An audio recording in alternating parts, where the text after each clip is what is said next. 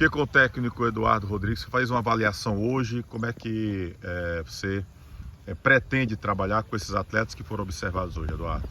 Olha, a expectativa foi as melhores possível, né? A gente viu muitos garotos com qualidade.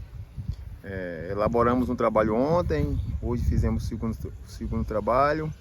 Já passamos para ele aqueles que vai nos comparecer na apresentação dia 5 e mostrando para todos que a importância que o Guarani está dando ao pessoal da base, né? Isso é muito importante para eles criar, né, essa identidade com o clube.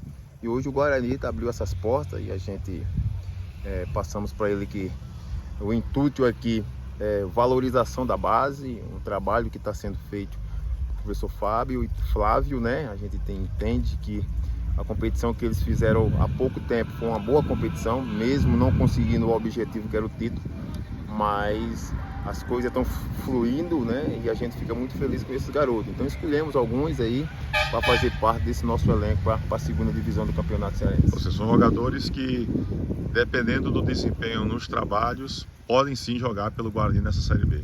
Olha, a gente tem que ter muita cautela, né?